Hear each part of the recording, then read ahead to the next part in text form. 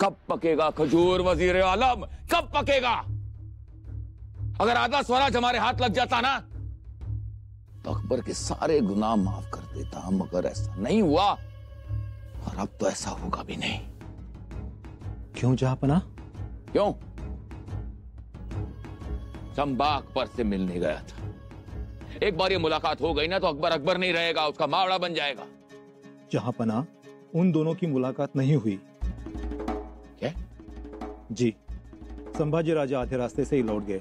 उन्हें उनकी अम्मीजान के इंतकाल का पैगाम मिला। क्या खबर लाए हो तुम? संभाजी अपने अम्मी के इंतकाल के गम में डूबा होगा, उसे मौत दे देंगे। जाओ तैयारियां शुरू करो। हाँ, माफ कीजिए हुजूर आला, लेकिन चीटी को मारने के लिए हाथी भेजने की क्या जरूरत है? क्या कहना चाहते हो तुम? हम हमारे गाजी सरदार भेज देंगे, हमारा काम हो जाएगा। इसके लिए आपने खुद दक्खन जाने की जरूरत नहीं। तुम्हारा कहना बिल्कुल ठीक है वजीर आलम, लेकिन संबा का गुनाह इतना बड़ा है कि हम किसी भी सूरत में उसे माफ नहीं कर सकते। उसने हमारी अपनी औलाद, हमारे शहजादे अकबर को भड़काया, हमारे खिलाफ उकसाया। हमारी जान, हमारी औलाद हमारे खून की प्यासी हो गई। नहीं वजीर आलम, हम आलमगीर औरंगजेब खुद संबा को मारेंगे। हम जानते हैं कि हमारे सामने उसकी औकात चींटी जैसी है, लेकिन हम उसे खुद तड़पाएंगे, खुद मारेंगे, उसे जहन्नुम नसीब कराएंगे। सिर्फ और सिर्फ तब हमारे इंतकाम को सुकून मिलेगा। नका रडू बाळराजे, आम्ही मातोश्रींशी बोललो नाही, शेवटी आबोला धरला त्यांच्याशी। त्यातच तर वाईट वाटत असेल ना त्यांना? नाही हो। मग का गेले आम्हाला सोडून? की त्या दिवशी आम्ही त्यांना टाकून बोललो, ते तर मनाला लावून नसेल ना घेतलं त्यांनी? नाही बाळराजे, त्याचं वाईट नसेल वाटलं त्यांना। तुम्ही बोललात ते योग्यच होतं। मग का गेले आम्हाला सोडून? आम्हाला खूप वाईट वाटतंय दादासाहेब।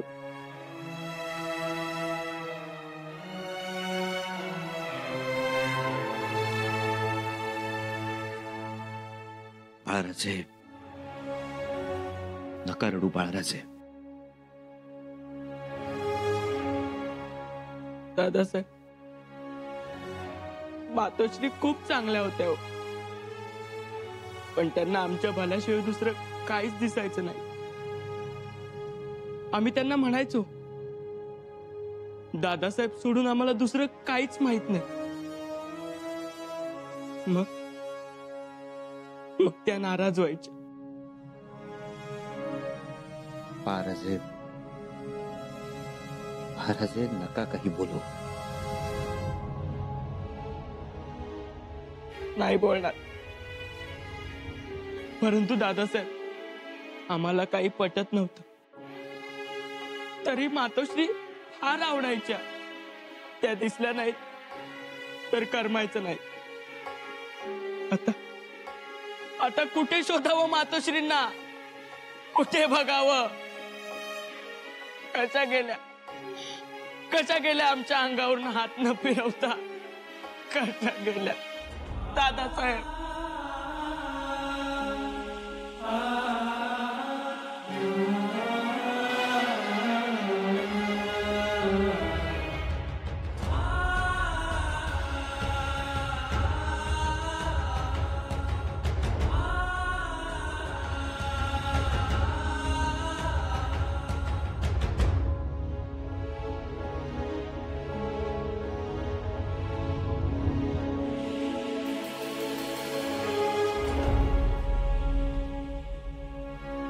सुनबाई, दोन्ही लेकरं दुखावली। तुम्ही जा,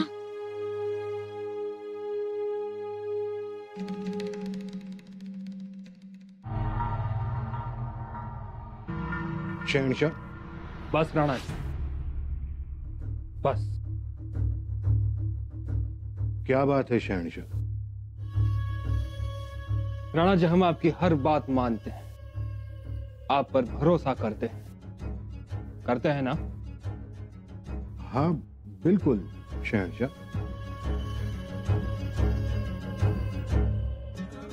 और आप की बात पर भरोसा करके हम शंभू राजे पर भी भरोसा रखते हैं। लेकिन नतीजा क्या हुआ? वो आए हमसे मिलने, खलीता भेजेंगे और हम बेसब्री से इंतजार करते रहेंगे, लेकिन वो नहीं आएंगे। क्यों करते हैं वो ऐसा? शंभू राजे छत्रपति बन गए हैं, जानते हैं हम इस बात को, मानते हैं, लेकिन वो हमारे बचपन के दोस्त हैं। भूल गए?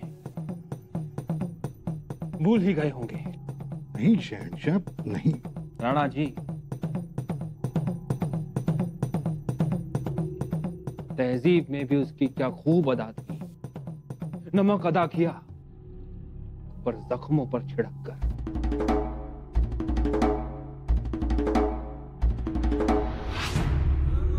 गलत फहमी हो रही है बादशाह। राणा जी, हम जानते हैं आप एक राजपूत हैं और वो मराठा। एक बड़ा भाई, एक छोटा भाई, एक छोटा भाई, एक बड़ा भाई, जो कुछ भी हो, लेकिन हर बार हालातों का नगमा नहीं सुन सकते हम। बस अब खामोश रहकर नहीं सहते रहेंगे हम।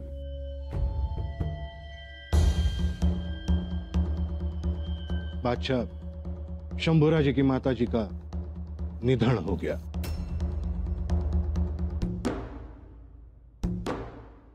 क्या? और इसी वजह से शंभू राजे आधे रास्ते से फिर लौटकर रायगढ़ चले गए।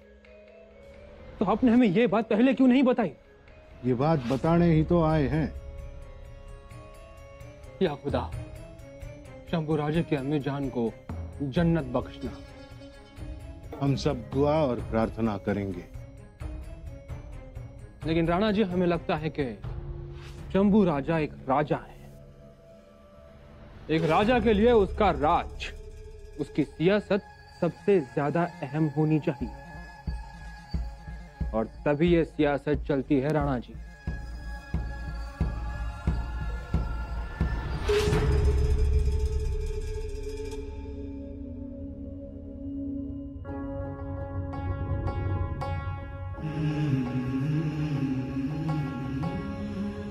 महाराज, का आलात आपण? तुम्हीच जरासे हातपाय काढून बसलात तर बाळराजेंनी कोणाकडे पाहायचं? गोष्टी धीरानं घ्या महाराज. कसा धीर धरावा, कसं कणखर व्हावं? बाळराजे कसे बोलत होते, नाही ऐकवलं आम्हाला. येसू, आमचा अजून विश्वासच बसत नाही. अशा कशा अचानक गेल्या मातोश्री? महाराज,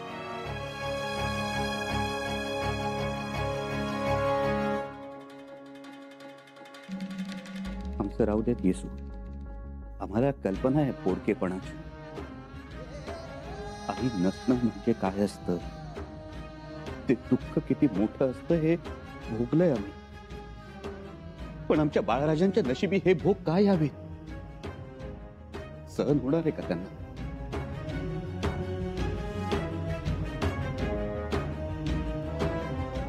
नाही हो राज, नाही सहन होणार त्यांना. खूप हळवे तो आपले बाळराजे. येसू, तरी आम्ही मातोश्रींना सांगितलं होतं, छत्रपती ना आईला शिक्षा देण्या एवढे मोठे आहेत ना उलट्या काळजाचे आहेत. एक प्रकारे नकळत अभय दिलं होतं आम्ही मातोश्रींना. आणि हे अभय जेवढं आमची आई म्हणून होतं ना, त्याहीपेक्षा जास्त एका युगपुरुषाची पत्नी, स्वराज्याच्या पहिल्या छत्रपतींची पत्नी म्हणून होतं. येसू, पण मातोश्रींनी गफलत केलीच. केल्या येसू, आमच्याच वाट्याला काय यावं होय की आम्ही रागावलो, कारभाऱ्यांना शिक्षा दिल्या म्हणून मातोश्रींना आमची भीती तर वाटली नसेल ना? नाही, पण आईनं मुलाला भिण्याचं कारणच काय? महाराज, तुम्ही चला, या. नाही येसू, मला शांत बसू द्या. या क्षणी काही सुचत नाहीये आम्हाला. येसू, आम्हाला आमच्या मातोश्री आठवू द्या. आठवू द्या त्यांची माया, त्यांची ममता, त्यांनी पदरानं पुसलेलं आमचं तोंड, तो लढीवाळपणा. अजय, काय बोलता आहात आपण? माया, ममता? येसू, थोडी तरी, कणभर का होईना, आमच्या कळत नकळत त्यांनी आमच्यावर माया केली असेलच ना. थोडाफार का होईना लढीवाळपणा आमच्याही वाट्याला आला असेलच ना. आणि या क्षणी आम्ही मातोश्रींचा चांगुलपणा साठवला पाहिजे. आणि येसू, आम्हाला सांगा, आईची कुठली गोष्ट वाईट असते हो? आणि असली तरी मानायची नसते. अजय, हा तुमचा मोठेपणा हो.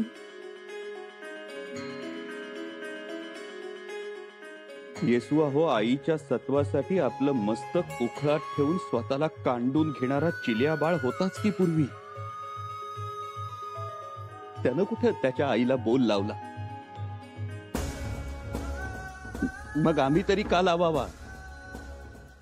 नाही लावणार. येसू, आम्हाला मान्य आहे की आमच्यात गैरसमज होते, शंका कुशंका होत्या, आमचं भलं हे त्यांचं बुरं होतं, पण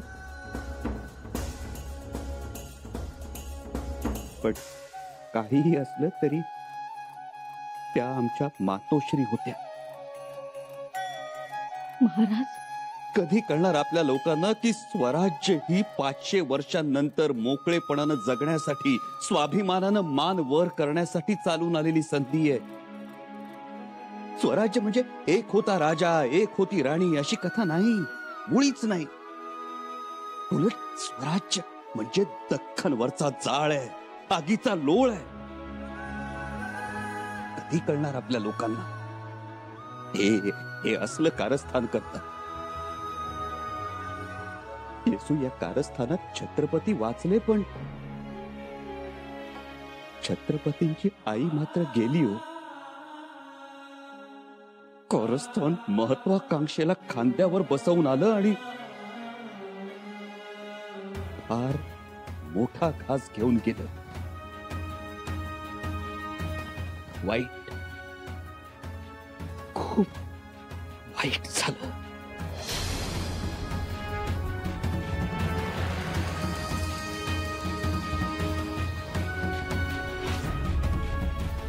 येसू, येसू,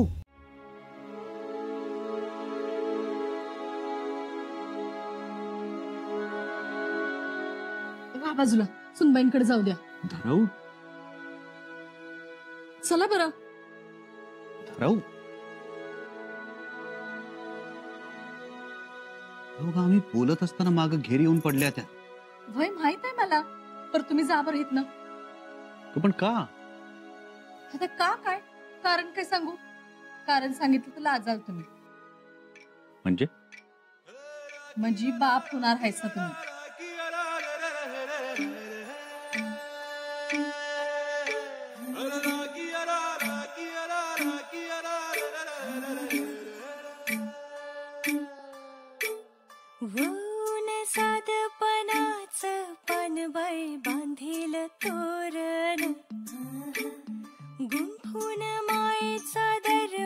सारबाई भुवरल अंगण तार सारंगी अलवार छिडल गीत मधाळ पिरतीच भावल तिनी लोकीच सुख महाराज, लाभल बहिर्जी काका सदरेवर वाट बघत आहेत.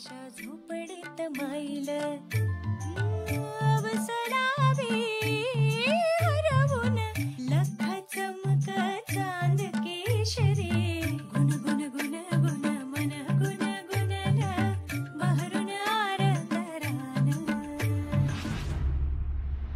वजीर आला, ये तो बताइए कि हमारे पास क्या क्या असला है? आलमगीर बादशाह, हमारे पास बेशुमार असला है. हमारे फौज के पास किसी चीज की कोई कमी नहीं है. और क्या है? हमारे पास है दक्कन का मातम, सेवा की रयत की रोने की आवाजें, मासूम औरतों की चीखें, जहांपना, जलते हुए खेत खलियान का धुआं, भूखी नंगी बेचारी करहाती हुई दक्कन की आवाम, सिपाहियों के कटे हुए बदन. लेकिन कैसे? हम सरदारों को रिश्वत देंगे, पतन जहांगीरी कागज के टुकड़े उनके सामने फेंकेंगे, फौज को दुगना तिगना दाम देंगे, तो सब कुछ खुद ब खुद आसान हो जाएगा. आप कहिए, मुश्किल है? जी नहीं. रायगढ़ पर सूरज नहीं उगेगा, रायगढ़ पर छाएगी गंदी काली अंधियारी मातम की रात. जी जहांपना. ये सही वक्त है हल्ला बोलने का. इससे पहले कि संभाजी संभले, हमें वहां पर हल्ला बोलना ही होगा. और इंशाअल्लाह अगर सब कुछ सही गया, संभा के साथ साथ उसके स्वराज की भी धज्जियां उड़ा देंगे हम.